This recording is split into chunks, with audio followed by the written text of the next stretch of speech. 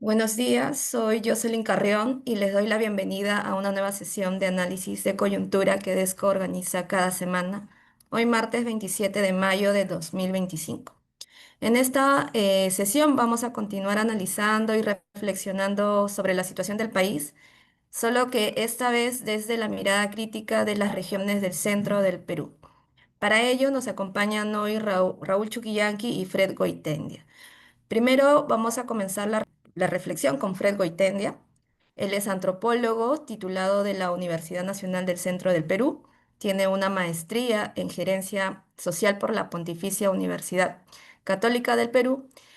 Fred tiene una amplia experiencia de 35 años en la función pública y ha sido director de comunidades campesinas de la región Andrés Avelino Cáceres, decano fundador del Colegio de Antropólogos del Perú de la región del Centro, ex decano nacional del Colegio de Antropólogos del Perú e integrante del Consejo Nacional de Decanos de los Colegios Profesionales del Perú.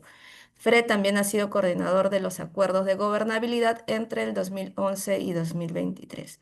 Gracias, Fred, por acompañarnos. Te dejo en el uso de la palabra por 15 minutos.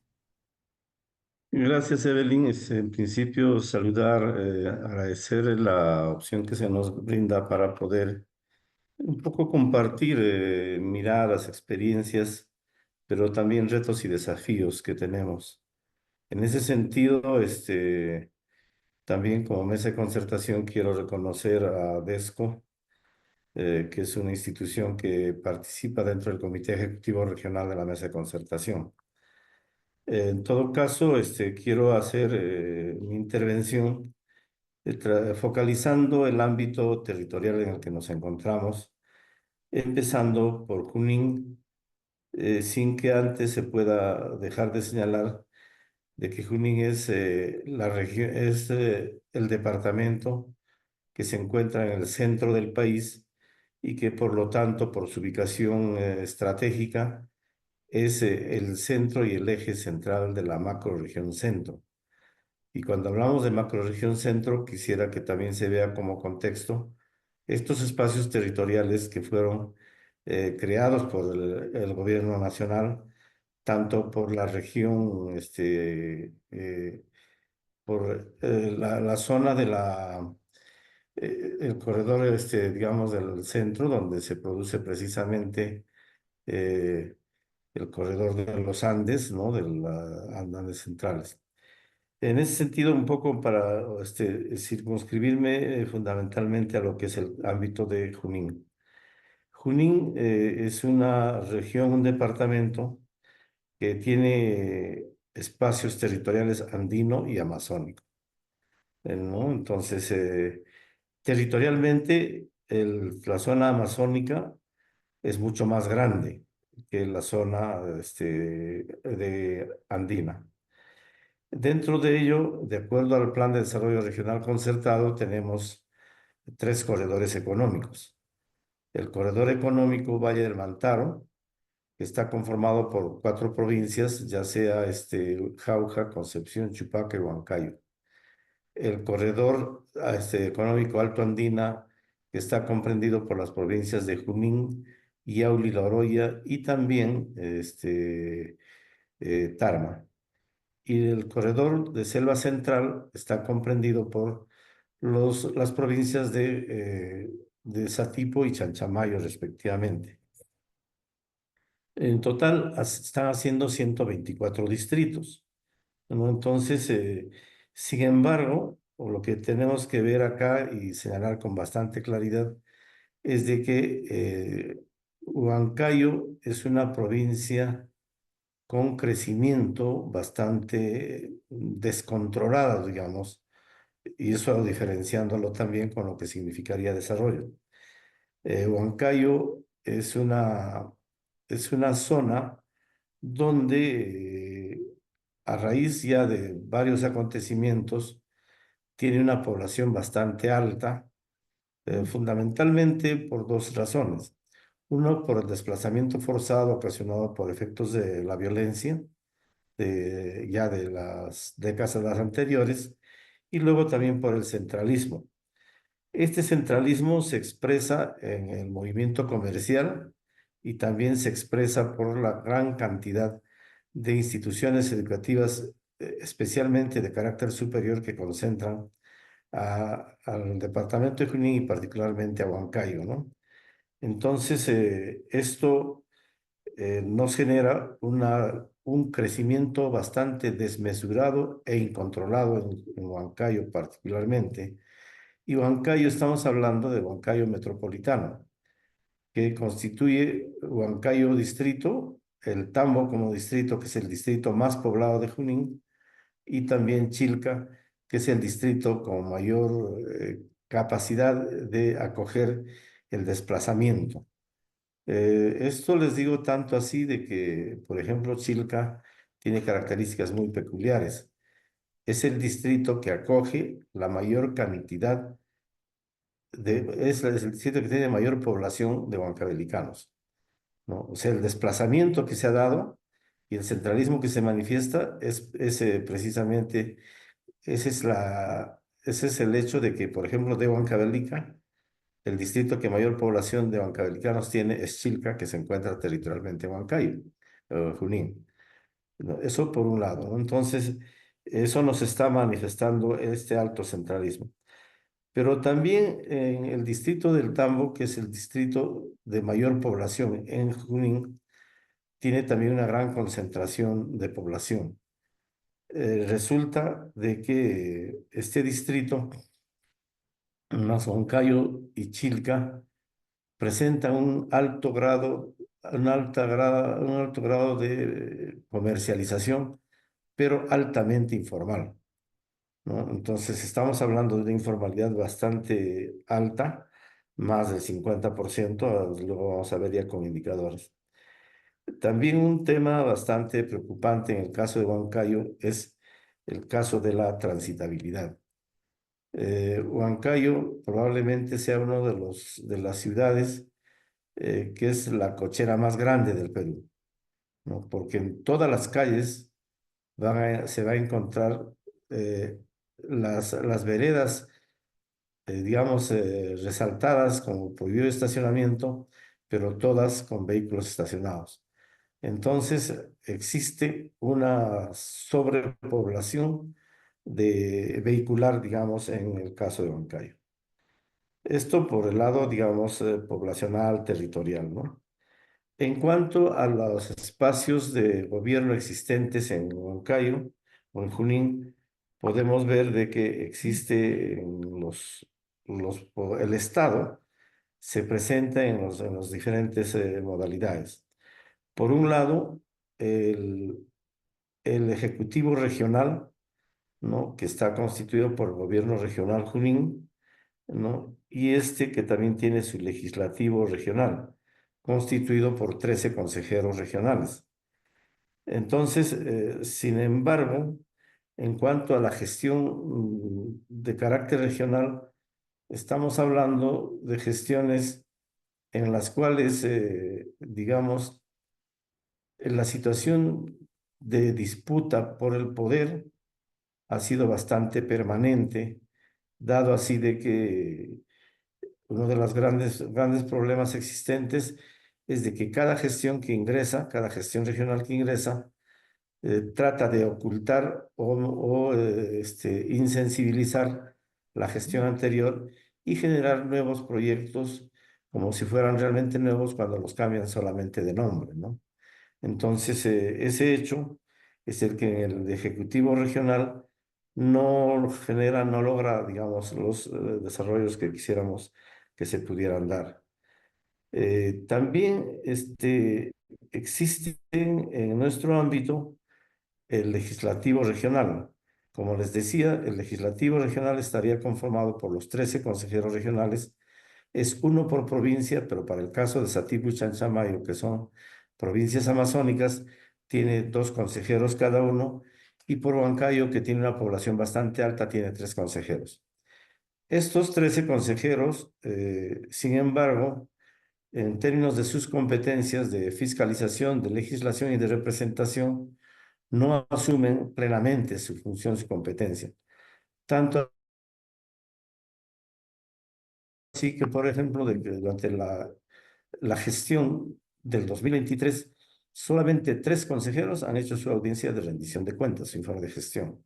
Entonces, con eso les estoy diciendo de que los consejeros no están plenamente asumiendo sus roles y sus funciones que les correspondería, ¿no? Ese es el legislativo regional, pero también existe un legislativo local, distrital, provincial, que son, por cada distrito son 5 regidores mínimos y son también, para el caso de las provincias, 9, 10, 18 regidores. Entonces, a nivel de los regidores, tenemos cerca a 700 regidores en los 124 distritos, cuya función tampoco la asumen. O sea, yo estoy un poco planteando esto para que como instituciones que estamos preocupadas en ello, tuviéramos que darnos cuenta y hacer el seguimiento de que asuman sus funciones y competencias los consejeros y los regidores, dado que ellos son elegidos, se les paga una dieta y sus competencias son de representación, de legislación y de fiscalización, ¿no? Y cuando agarramos el tema de fiscalización, nos vamos a dar cuenta de que los regidores o consejeros no asumen ese rol de fiscalización. Incluso son absorbidos en muchos casos por la gestión del Ejecutivo regional o Ejecutivo distrital provincial. Los regidores que son o consejeros que son de oposición son absorbidos por la gestión de turno. Entonces, con ello estamos entrando a un tema bastante preocupante que la fiscalización que debieran de asumir es muy pobre, muy débil de parte de esta instancia. Luego también tendríamos que ver otro de los poderes del Estado, que es el Poder Judicial. Este Poder Judicial o los operadores de justicia básicamente están comprendidos dentro de una instancia que se llama la Comisión Regional Anticorrupción. A nivel nacional existe la Comisión Nacional Anticorrupción, la CAN, ¿no? Entonces, pero acá en Junín está integrado básicamente por los operadores de justicia, en este caso, el Poder Judicial, la Contraloría, la Fiscalía, la Procuraduría, la Defensoría del Pueblo o la Policía Nacional. Entonces, son las 6 instancias que fundamentalmente constituyen la CRAJ y con una participación minoritaria de los ejecutores de proyectos y obras o de presupuesto, como es el gobierno regional, con una participación muy débil, asimismo el gobierno local, provincial, en su calidad de capital de Huancayo, capital de provincia, también con una ausencia o débil participación en este espacio. Y las instancias de sociedad civil también son bastante pobres, ¿no? O sea, el colegio de profesionales, digamos, la iglesia, y bueno, los que sí, de alguna forma permanecemos constantemente, es la CGTP y la Mesa de Concertación, que son parte también de la Comisión Regional Anticorrupción. Estamos hablando de este espacio porque estaríamos viendo de que es la instancia, digamos, del Poder Judicial de alguna forma. Luego también señalar el otro poder que es importante y les pido de que tengamos que darle la fuerza importante en el marco de nuestras competencias, teniendo en cuenta el artículo 45 de la Constitución del Estado. Y hemos hablado de 3 poderes: el poder legislativo, el ejecutivo y el poder, el poder ejecutivo, legislativo y el judicial. El cuarto poder, que es algo que no se visibiliza ni se le da la importancia necesaria, está señalado y circunscrito en el artículo 45 de la Constitución del Estado, que me permito un poco señalarlo o lecturarlo, ¿no? Artículo 45, ejercicio del poder del Estado. El poder del Estado emana del pueblo. Quienes lo ejercen lo hacen con las limitaciones y responsabilidades que la Constitución y las leyes establecen. ¿Qué nos está diciendo acá? De que este poder, que es el poder de la población, es un espacio muy poco fortalecido y muy poco difundido y posicionado por las instancias de sociedad civil, básicamente. Entonces, imagínense, en Junín tenemos diversas organizaciones de sociedad civil, desde los colegios profesionales, desde las universidades, desde las organizaciones de jóvenes, comunidades campesinas que tenemos más de 400 comunidades campesinas y como 160 comunidades nativas, ¿no? Y asimismo también poblaciones, digamos, urbanas como juntas vecinales. Entonces, ahí lo que estoy queriendo demostrar es de que existe una débil también organización y una desarticulación bastante grande, ¿no? Y mucho más, o sea, si es que tenemos en cuenta de que existen también organizaciones como es el COREJU, el Consejo Regional de Jóvenes, existe el CONA de niños, niñas, adolescentes, existe la Organización de Adultos Mayores, de personas con discapacidad, organizaciones de mujeres, ¿no? Organizaciones de comerciantes, diferentes instancias de sociedad civil, pero que también se encuentran bastante débiles y no, digamos, consolidadas para poder, digamos, hacer ejercicio de derechos, ¿no? Entonces, eso es un poco lo que tuviera que señalar y su participación de parte de ellos, que les correspondería, por ejemplo, en el tema de vigilancia ciudadana, no hay la fuerza necesaria, a pesar de que existe un comité. Imagínense, en cada uno de los distritos existe 124 comités de vigilancia del presupuesto participativo. Existen también en cada distrito 8 personas de sociedad civil que conforman el Comité de Transparencia y Vigilancia Ciudadana, ¿no? Existe también en los diferentes distritos las, los fiscales de las comunidades campesinas y comunidades nativas. En promedio, en sociedad civil para vigilancia ciudadana, en Junín existe más de 2000 personas con nombre propio, pero que desgraciadamente están desarticuladas y no hay esa articulación necesaria para poder ejercer la vigilancia ciudadana. Otro punto que pudiera pasar rápidamente sería un poco a ver los indicadores que se tienen en el caso de Junín, básicamente tomando como referencia los indicadores del 2023 emitidos por el INEI. En pobreza, el 24,3%, analfabetismo, el 5,1%, en menores de 15 años, y luego con viviendas con energía eléctrica, 93%, con agua y red pública, 92,9%, la tasa de fecundidad el 2,0%, la tasa de desempleo, el 5%, el ingreso promedio para quienes trabajan, 1,331, y una informalidad, como les decía antes, en Huancayo, en Junín, existe una informalidad del 78%. ¿Qué está pasando ahí? Tiene que ser una preocupación de que cómo así el Estado no está facilitando que la población se formalice y pueda contribuir con sus responsabilidades como tributación, pero también con el ejercicio de sus derechos, ¿no? Luego también tenemos unos indicadores emitidos por Conversa Junín, auspiciado por Idea Internacional, ¿no? Donde la inseguridad ciudadana en Junín se encuentra en el 38% y la corrupción en un 20%. Estos indicadores son altamente preocupantes, dado a que no se está asumiendo plenamente para poder tener una mejor gobernabilidad, una mejor calidad de vida y una perspectiva realmente de desarrollo. Lo que en Junín se está produciendo es un crecimiento incontrolado, ¿no? Entonces, frente a ello, la responsabilidad que tenemos de diversas instancias, creo que son bastante importantes y por ese lado, hagamos de que los instrumentos de gestión, por ejemplo, el Plan de Desarrollo Regional Concertado, que tiene que ser una instancia de formulación de políticas públicas a mediano, corto y largo plazo, tuviera que ser consolidado. Ahorita está en proceso de formulación y de conclusión.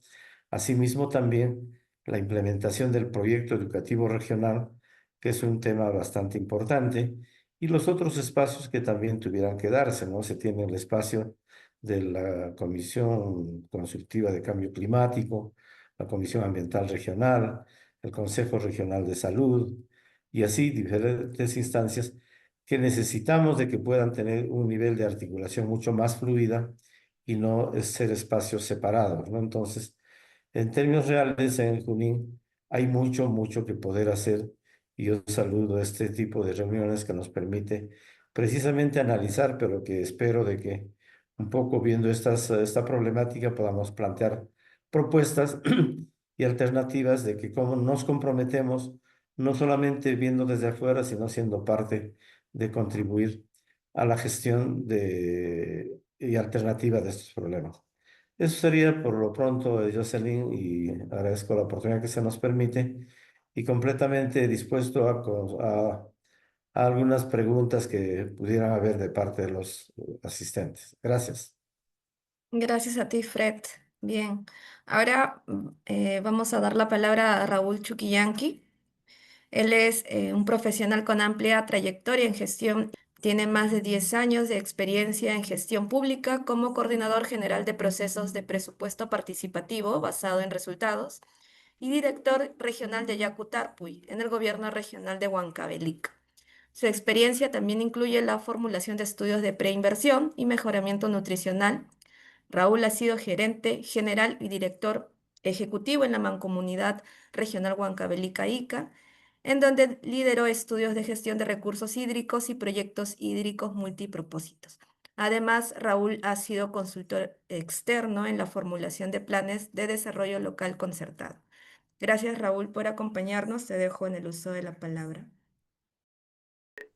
Lo que yo quería es hacer exposición. En primer lugar, mis felicitaciones a DESCO por realizar este tipo de eventos.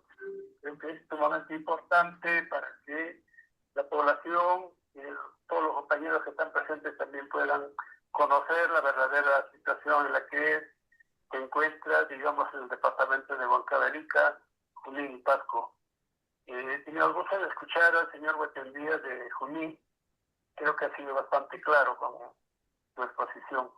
En el caso de Huancavelica, lo que yo puedo manifestar es de que Huancavelica quizás es uno de los departamentos que se encuentran con la mayor cantidad de pobreza, ¿no? En los años 70, por ejemplo, los sectores mineros y agropecuarios predominaron en la economía de Huancavelica, aportaron el 61% aquella vez, pero eso a la fecha ha cambiado radicalmente.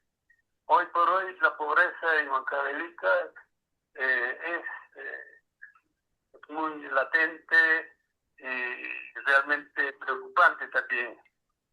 Entonces Huancavelica es una zona predominantemente rural, cuyos indicadores de subdesarrollo se acentúan y alcanzan niveles dramáticos.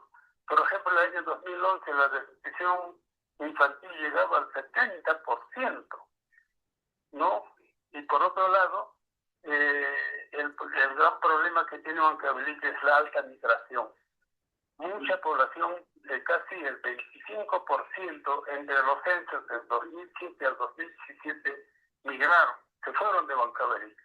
Principalmente gente joven, principalmente trabajadores del campo, quienes preocupados por la situación en que se encontraban, han salido, han migrado y a veces nunca más han vuelto a Huancavelica. Son casi el 25% de población que se ha ido. Y es una preocupación esto. Entonces, los gobernantes o las autoridades de turno deben de preocuparse sobre esta situación. Ahora, por otro lado, también el problema fundamental de Huancavelica es la geografía, la topografía. Esa es la gran barrera para que nosotros pudiéramos lograr el desarrollo sostenible de Huancavelica. Y eso, si a esto le sumamos también que, digamos,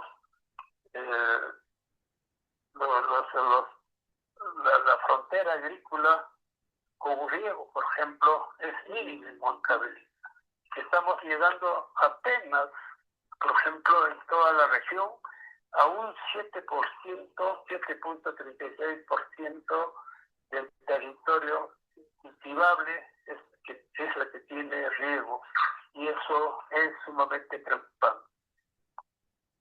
Por otro lado, el nivel de pobreza, los porcentajes son altísimos. Yo tengo los datos hasta el año 2023, en la que, por ejemplo, el problema de la incidencia de pobreza monetaria llega al 39.5%, lo que es bastante preocupante. El problema, por ejemplo, de la anemia es totalmente grave también, por cuanto, por ejemplo, hasta el año 2024 estamos por el orden de los 56%. Esto es un dato sumamente preocupante. Por otro lado, también, si hablamos de las vías de comunicación del departamento de Huancavelica, estas carreteras han sido construidas fundamentalmente, desde hace muchos años atrás, fundamentalmente fueron construidas para poder extraer la producción minera, más no para así articular la capital de la región con las capitales de las provincias, sino fundamentalmente para poder trasladar las riquezas mineras que Huancavelica tenía. Por otro lado, hay otra preocupación también, como es el caso de la productividad de la tierra de Huancavelica. Huancavelica está ubicado por encima de los 3.000 metros sobre el nivel del mar y presenta severas limitaciones naturales para hacer rentable el agro a gran escala. Entonces, esto también es una preocupación que tiene Huancavelica, y creo que con las políticas que está aplicando el nuevo gobierno, posiblemente podamos solucionar este problema. Pero ya desde el año 2000, donde se implanta el proceso de descentralización, estamos viendo que en nada ha mejorado la situación huancavelica. Seguimos siendo los más pobres, la producción agrícola es básicamente para autoconsumo, y ese problema es lo que nosotros consideramos como una barrera no para el desarrollo. Por otro lado, también el acceso de los turistas es mínimo en Huancavelica. Hay unos datos lamentables para Huancavelica, en los que, por ejemplo, la brecha por departamento de Huancavelica es el 98%, lo que significa la brecha de servicios turísticos, por ejemplo. Por otro lado, quisiera tocar el tema de los indicadores de competitividad regional. Huancavelica, a través de los años, yo tengo los datos del año 21, 22, 23, 24, en la que, por ejemplo, Huancavelica aparece en el puesto 22 al 24. De ahí no escalan con los pilares que nosotros trabajamos, el pilar económico. Por ejemplo, el año 21 está en el puesto 24, el año 22 seguía en el puesto 24, el año 23 ha escalado al 22 y el 24, en el último informe, hemos visto que estamos en el 22%. En el pilar infraestructura, igualmente, el año 21 hemos estado últimos en el puesto 25, el 22 escalamos al 24 y el 23, 23 y 24 los mantenemos en el puesto 22. En el problema de salud es más o menos el promedio, nos encontramos en el puesto 22. En educación, creo que estamos mejor ubicados, estamos en el puesto 19, 18 y hasta el 20 del año 2024. En lo que respecta a la institucionalidad, también la ubicación no es nada halagadora, porque estamos siempre en el puesto 25, en el puesto 24, y finalmente hemos escalado al puesto 22. Entonces, estos son algunos datos que yo puedo alcanzar por la situación de Huancavelica. Y Huancavelica en realidad tiene muchos retos que afrontar. Y nosotros hemos anotado y conocemos de muy cerca los problemas que tenemos aquí, los que tienen que ser tomados en cuenta. Hemos participado en la elaboración del Plan de Desarrollo Regional, por ejemplo, hasta el año 2040, de acuerdo a la guía metodológica de ese plan. Pero el problema es de que esta metodología, por ejemplo, no contempla que Huancavelica no es una isla.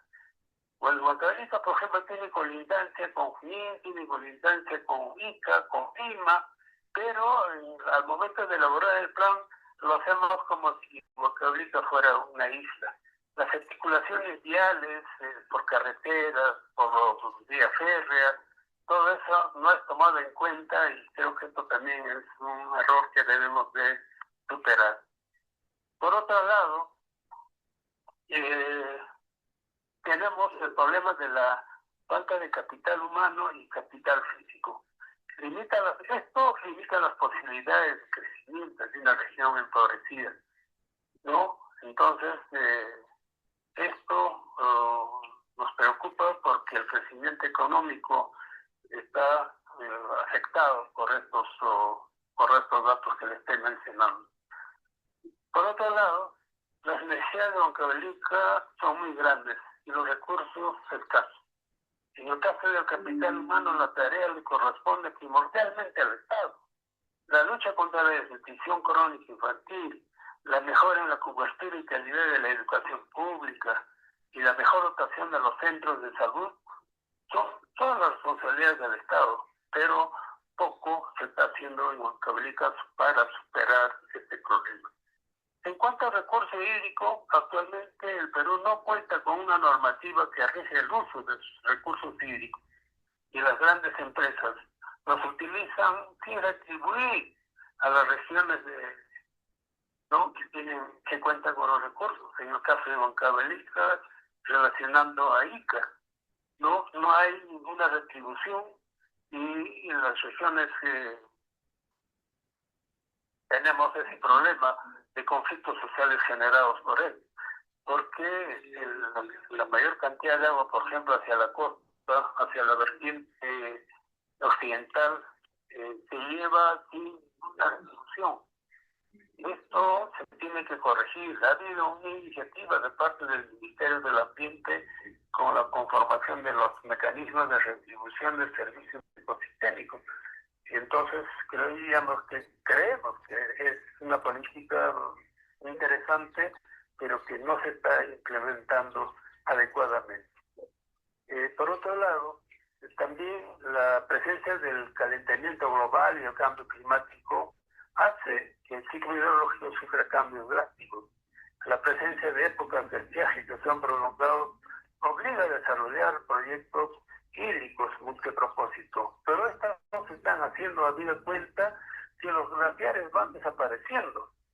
Entonces, lo que se tiene que hacer es capturar los recursos, capturar las aguas pluviales en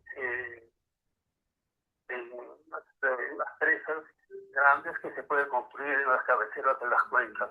Son costosas, pero creo que son las únicas soluciones que pueden resolver este problema. Entonces, por ejemplo, estos proyectos hídricos multipropósito nos permitirían capturar el agua con varios fines, para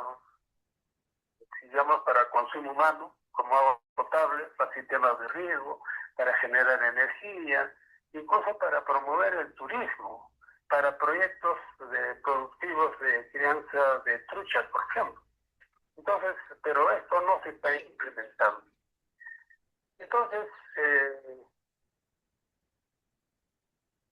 lo que nosotros estamos también haciendo trabajos es para la implementación, mejor dicho, hacer un análisis de cuánto ha significado el proceso de centralización, el proceso de descentralización para mejorar las condiciones de Huancavelica.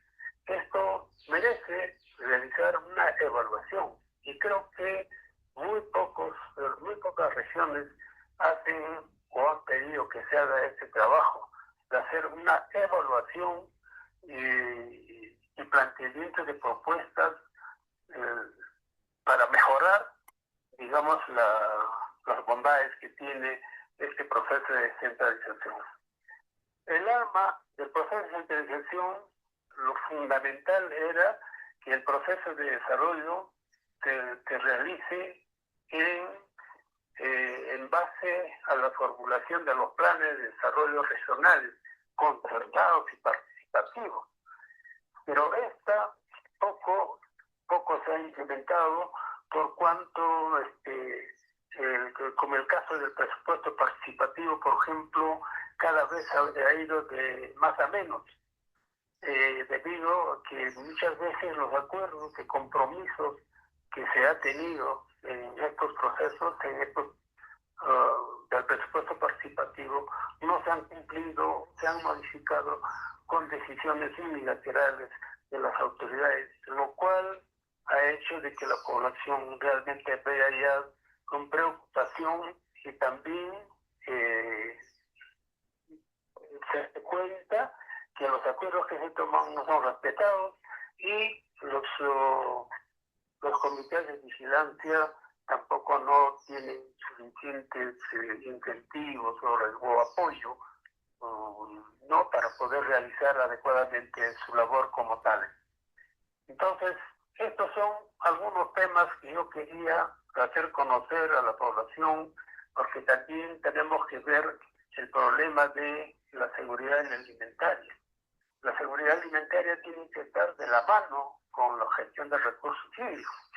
Si los recursos hídricos, sin recurso hídrico, sin la seguridad hídrica, no se garantiza la seguridad alimentaria. Y si no hay seguridad alimentaria, lógicamente la pobreza está haciendo tabla rasa.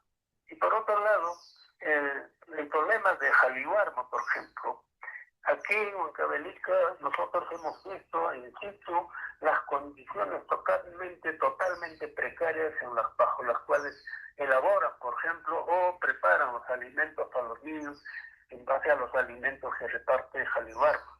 No tienen cocinas, no tienen almacén, no tienen comedores.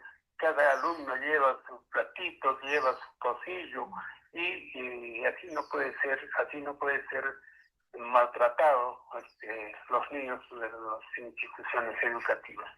Entonces eso también merece ser atendido mediante la construcción de comedores escolares que tengan espacios suficientes como para almacenar los alimentos, como para preparar los alimentos, para servir los alimentos y todo ello. Son algunos problemas que yo podía hacer conocer a la población para que, digamos, entre todos podamos trabajar para poder solucionar estos problemas y revertir estos indicadores que realmente son muy preocupantes.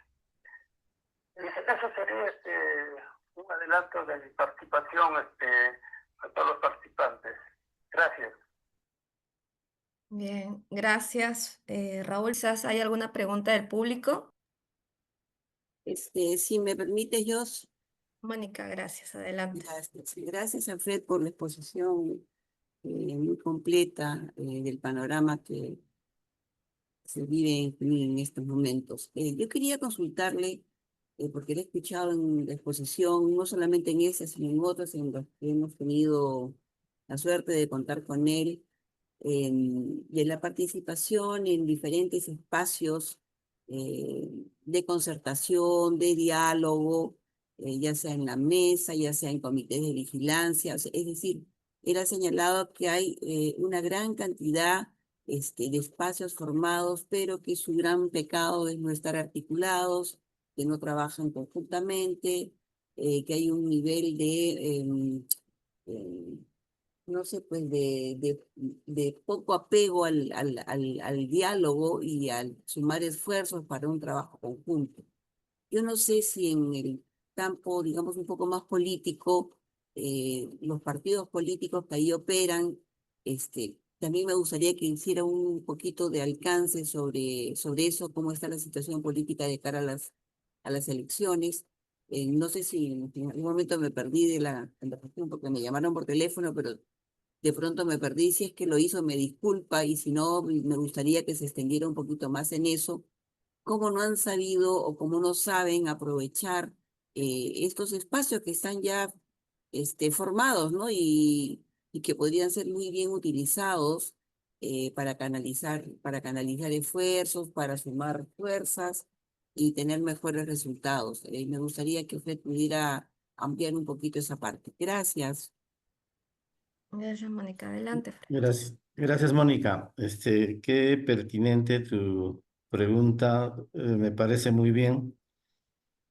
Por un lado, en efecto, se vive una situación de desarticulación terrible, ¿no? Existen diferentes instancias de articulación regional y local. Sin embargo, existen estos espacios que no están plenamente articulados. Puedes creer, por ejemplo, de que en el caso del proyecto educativo regional, que la educación es un tema, es un componente que articula multisectorialmente, intergeneracionalmente, multidisciplinariamente, pero que hay diversas instancias que no participan en estos temas, a tal extremo de que, por ejemplo, yo he insistido en la participación del sector docente, por ejemplo. Los llamados gremios, que son los SUTEP y que tienen la U de únicos, realmente están dispersos. Ellos no participan en el proyecto educativo regional. Los padres de familia, y de igual manera, las APAFAS o AMAFAS o AMAPAFAS no participan tampoco en estos procesos y menos aún los otros sectores. O sea, se tiene que ver, el tema de educación tiene que verse desde la mirada económica, social, ambiental, institucional, desde las otras instancias, pero no participan. Ni siquiera participan muy fuertemente, por ejemplo, el colegio de profesores, ¿no? O la universidad con las facultades de educación, en un proyecto educativo. ¿Ya? Entonces, de igual cosa similar también ocurre, aunque no tanto en el Consejo Regional de Salud, donde sí hay participación importante, pero yo participo en estos espacios y siempre señalo lo siguiente, de que no podríamos hablar de fútbol sin los jugadores. Por lo tanto, necesitamos, cuando se trate el tema de salud, de educación, necesitamos que estén los alumnos en educación. Y cuando se habla de salud, necesitamos que estén los usuarios de salud, los mal llamados pacientes. Ya, pueden estar los que tratan de poder, los que curan la enfermedad, ya, pero no están los usuarios de salud, que son las juntas de usuario, básicamente. Eso por un lado. Por otro lado, también lo que Mónica decía, la situación política, desgraciadamente, eso hay que tener que señalarlo, lo digo desde una mirada de análisis político neutral, es de que Junín es un poco el epicentro de la problemática política que vive el país, ¿no? Con nuestros grandes caciques y dueños de las organizaciones políticas, ¿no? Donde prácticamente se centraliza y donde no se produce una auténtica, digamos, ejercicio de política democrática, digamos, en cuanto a las organizaciones. En ese sentido, es de que acá en Junín, las organizaciones políticas también se encuentran con, como si fueran propiedad de uno u otra persona y se enquistan, tal es así de que se refleja lo que se da a nivel nacional con que las organizaciones tienen un nombre propio. En ese sentido, también tenemos que decir, por ejemplo, de que el personalismo que se ha producido en cada tipo de gestión lo personalizan en los titulares del gobierno regional de turno y se posicionan de tal forma de que nace, llámese Perú Libre, o nace la Batalla Perú, que es de la gestión actual, o nace también anteriormente. Entonces, resulta de que en la situación tan crítica en la que se encuentra nuestro país en cuanto a las organizaciones políticas, es altamente preocupante lo siguiente. Fíjense de que se están produciendo acá también los bloques, pero los bloques que no se producen por coincidencias programáticas o ideológicas, sino por distribución de espacios y de cupos. Entonces, seguramente acá se está viendo también ya toda una especie de repartija y una pelea de paredes donde están pintando nombres con iniciales de las organizaciones políticas y ya digamos como candidatos. Y en casi ninguno de ellos se han producido procesos electorales democráticos para poder elegir a sus candidatos que puedan ir a lo que percibo acá. Es preocupante. No estamos al día en el calendario o en el cronograma electoral. Se está haciendo campaña y se está confundiendo a la población con la campaña del proceso electoral de gobierno local o regional. Esto va a producirse en septiembre del próximo año, pero ya las paredes se están llenando de candidatos al gobierno regional o al gobierno local. Y al gobierno regional, perdón, y al gobierno nacional, también en algunos casos de algunas organizaciones nacionales no se están ocupando, pero hay esa confusión. Nuevamente señalo, es de que no se está haciendo algo que debiera de ser fundamental. Si existen partidos políticos, ¿no? Y con práctica de democracia, sería diferente. Estaríamos hablando de muchos menos partidos, de repente de centro, centro derecha, centro izquierda, de izquierda, izquierda, ultra izquierda y ultraderecha. Ahí no pasan de 6, 7 partidos que tuvieran que ser. Si es que, desgraciadamente, no es que existan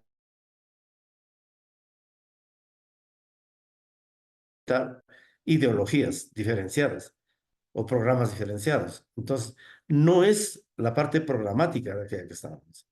Entonces, la situación de la crisis política que se está viviendo a nivel del país también se está reflejando en el caso de Huancayo con bastante preocupación, ¿no? ¿Alguna otra intervención? Tienen sus micros habilitados por si es que estaban cerrados hace minutos. Pueden levantar sus manos o prender sus micros. Daniel. ¿Qué Sí, sí, tal? Daniel. Para mí, bueno, igual agradecerte por este análisis que has realizado y mi consulta iría en la medida de que, o sea, en términos de reacción desde la sociedad civil y la población en general de Junín, muchas veces no va alineada con las demandas eh, nacionales, ¿no? Y me refiero específicamente al tema de las huelgas y paros convocados en estos, o sea, en los últimos 2 años, por ejemplo, ¿no? Es decir, mientras que otras regiones se suman a las movilizaciones, a los paros, Junín va en contra, ¿no? Es decir, creo que la última movilización fuerte que hubo en la región fue para lo de Castillo, ¿no? Antes de la salida.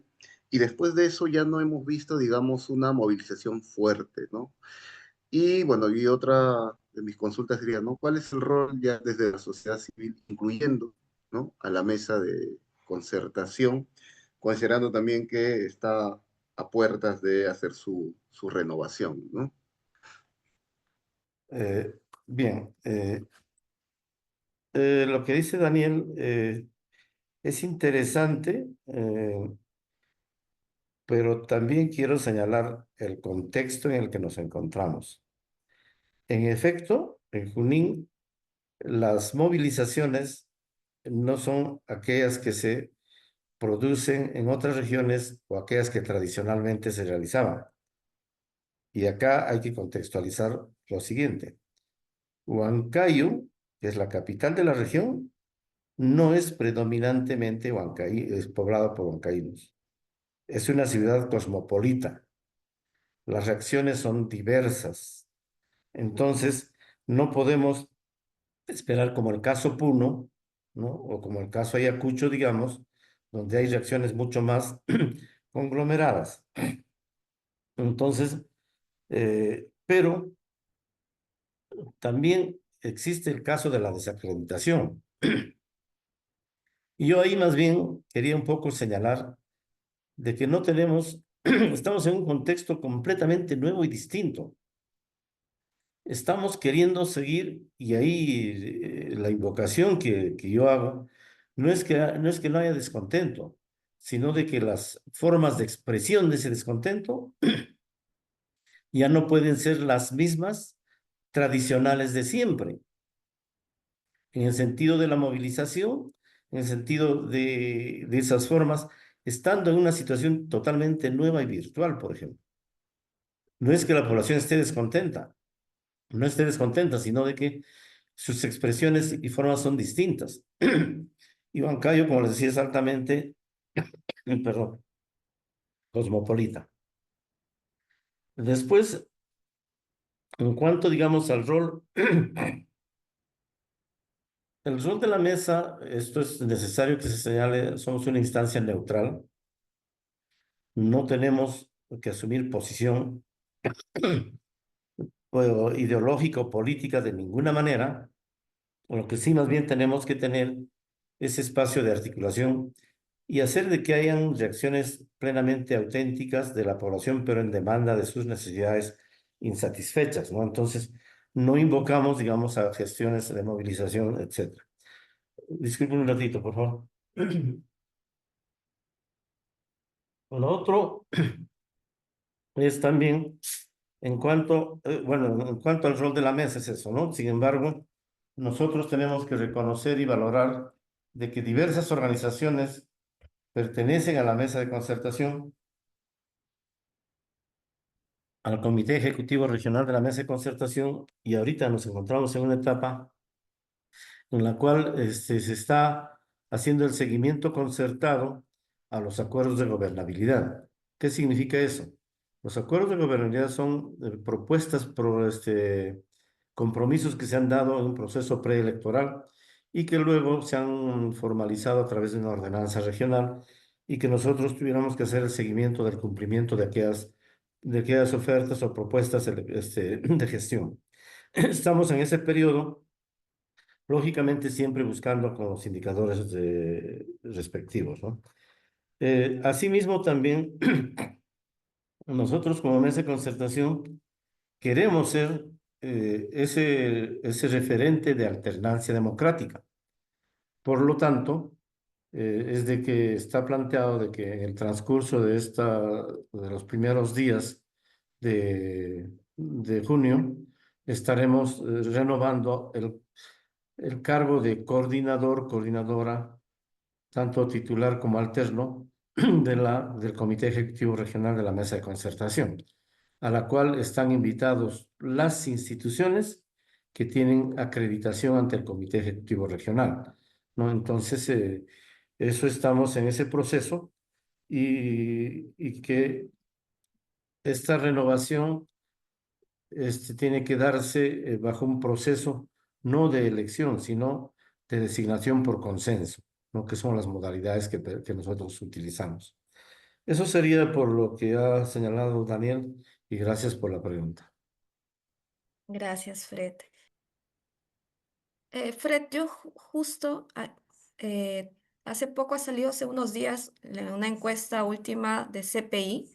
Estuve revisando los cuadros y, bueno, en el punto de desaprobación de la señora Boluarte y el centro, claro, junto a las regiones del sur son las que, una de los sectores de las zonas del país con mayor o menor desaprobación, ¿no? Si no me equivoco, tiene el 1%, alrededor del 1% de aprobación. ¿Cómo tú puedes leer esa,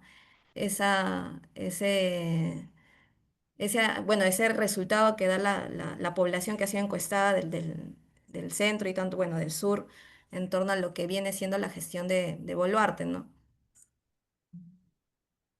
Bueno, con las dispensas previas, en este caso, nosotros, yo estoy, si pudiera partirme en dos, sería fabuloso, ¿no? O sea, poder tener una participación como persona y otra como instancia a la que represento, como mesa de concertación.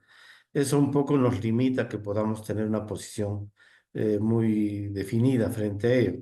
Sin embargo, lo que sí podemos ver es de que la situación del país en cuanto a la confiabilidad del sistema de la gestión pública del gobierno central y también en otras instancias no es muy fuerte, ¿no? Entonces, por ese lado, creo que hay una situación muy muy preocupada en los términos de la relación de los poderes mismos, ¿no?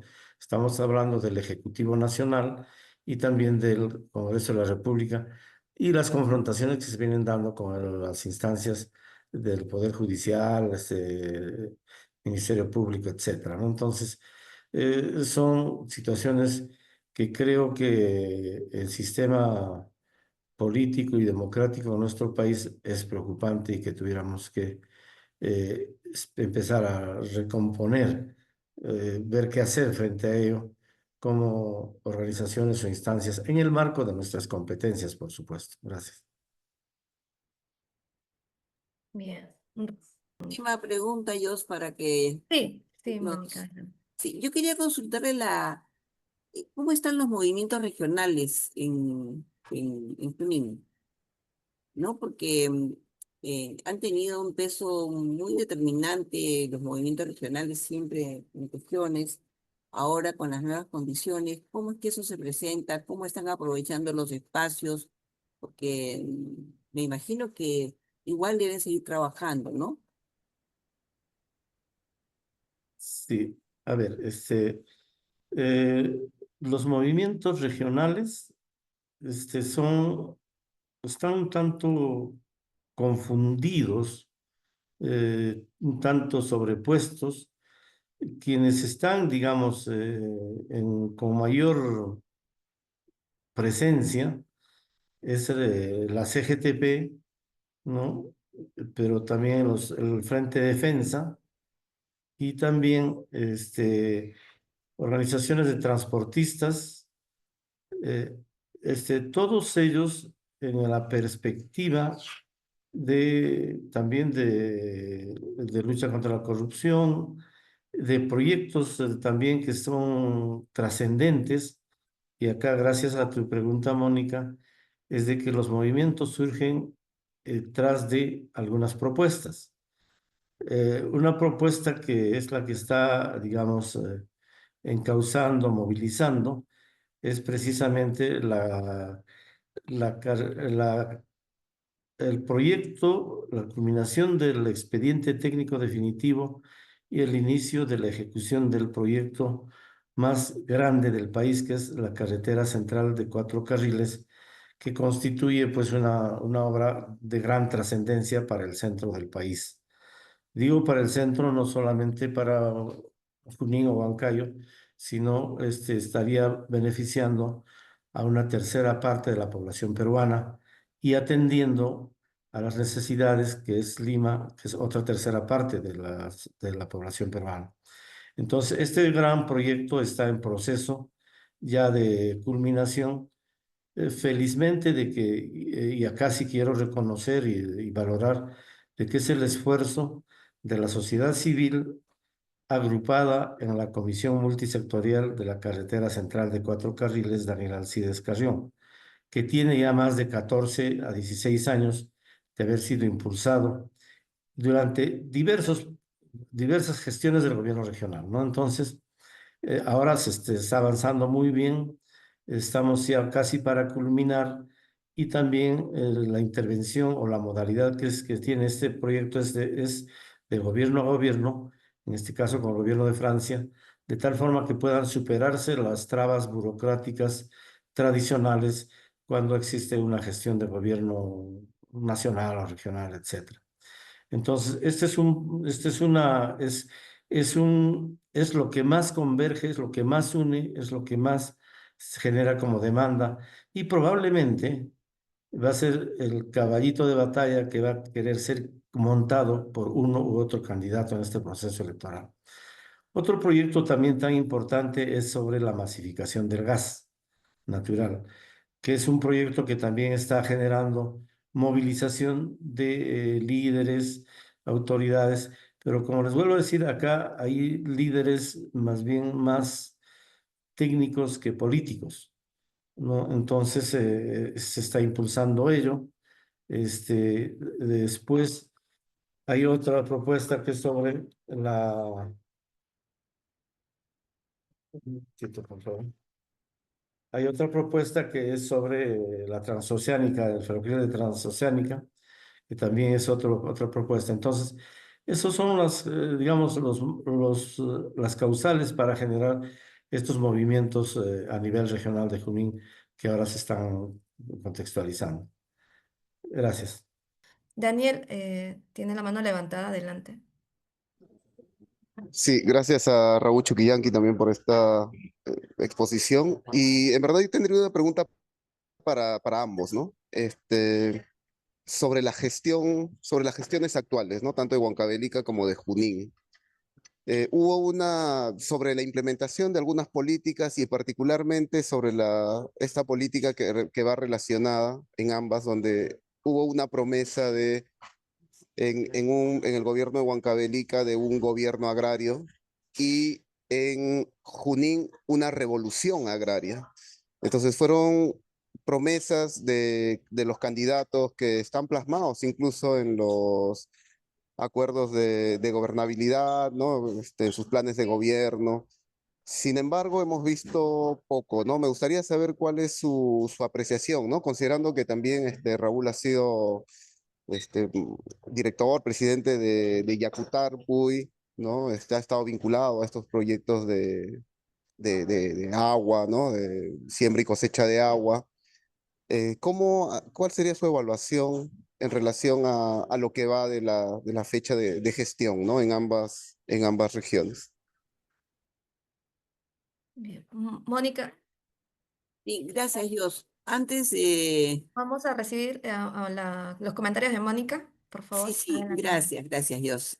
Antes de que contesten a la pregunta de Daniel, que es en verdad más amplia y mucho más general, quería preguntarle a Raúl un poco lo que le consulté a Fred también, ¿no? Es decir, cómo están allí los espacios de concertación, qué tanta es la participación ciudadana en términos de vigilancia, en términos de incidencia, en términos de articulación de esfuerzos, ¿no?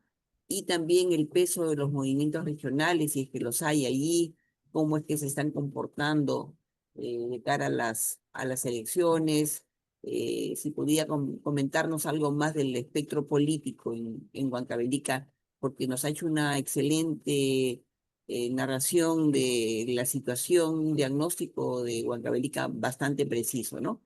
Y agradecerle su participación y el esfuerzo. Gracias. Tenemos una intervención más. Adelante, Alejandro. Sí, muchas gracias por las dos presentaciones. Yo quería hacer una pregunta en realidad bastante simple. Es un poco, ¿cuál es el lugar de las comunidades campesinas en todo esto? ¿Existen, tienen vigencia, aparecen, tienen sentido en el marco de la discusión política o hay, vamos a decir así, políticas que las favorezcan? O sea, ¿en qué dinámica están hoy en día tanto en Junín como en Huancavelica? Gracias.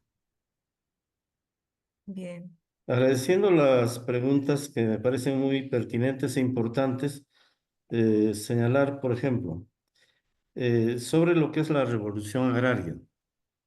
Eh, Acá lo han planteado como una política de revolución agraria.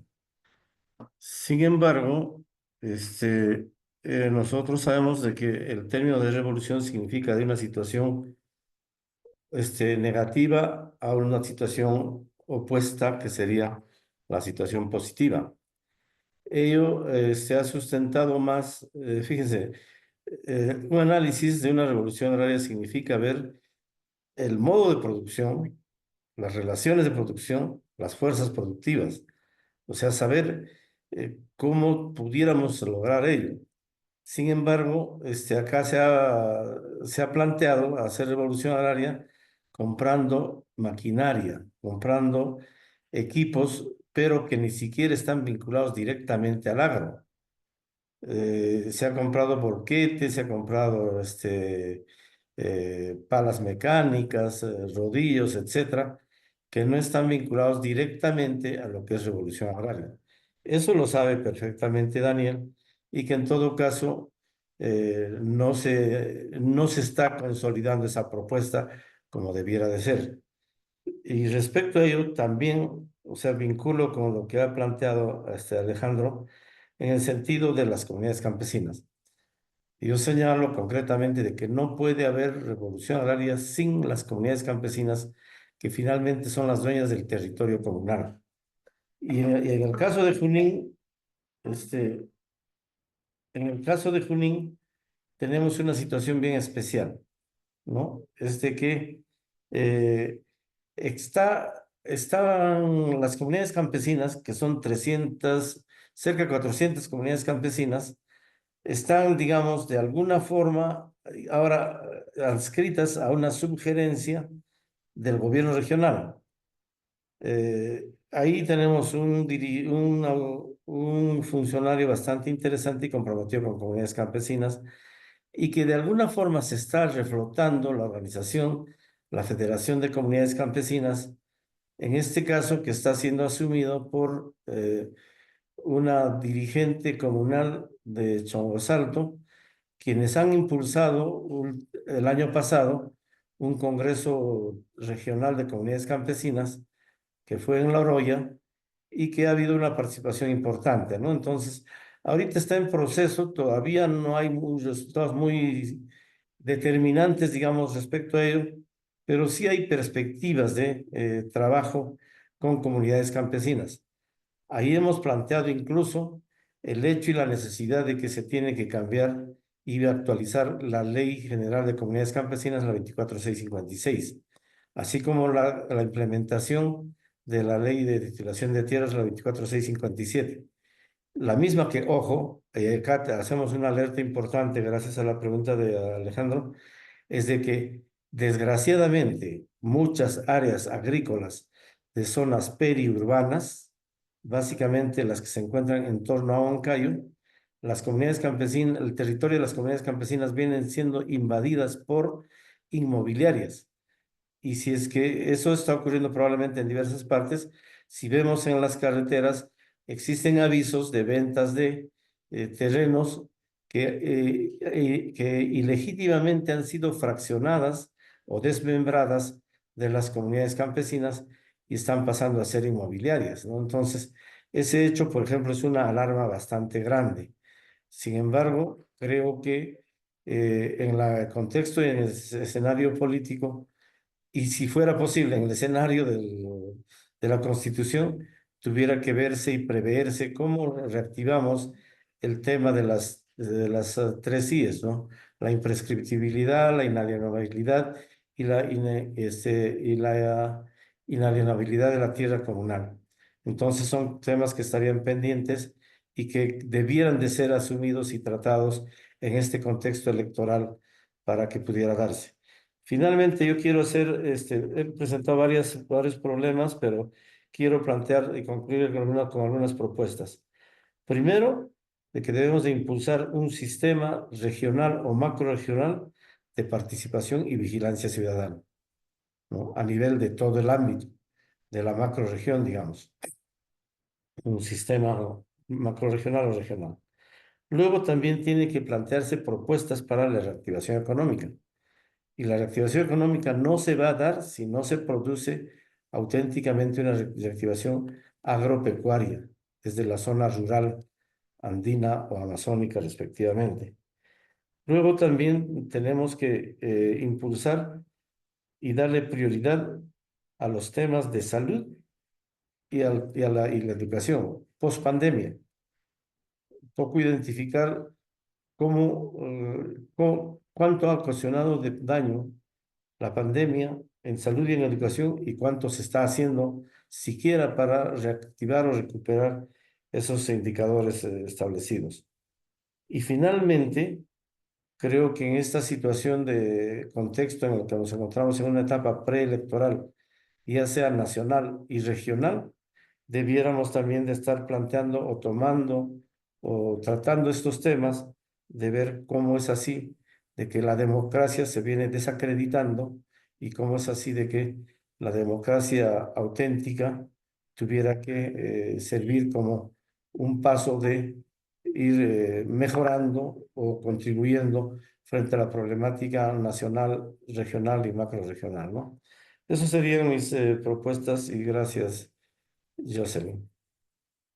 Me queda agradecer a Fred por su participación y también a Raúl por acompañarnos en esta mañana. Ha sido importante tener estas dos miradas de dos regiones importantes del centro del país y poder también tomar estos datos que nos han dado para también una aplicación en nuestra propia labor que hacemos a diario, ¿no?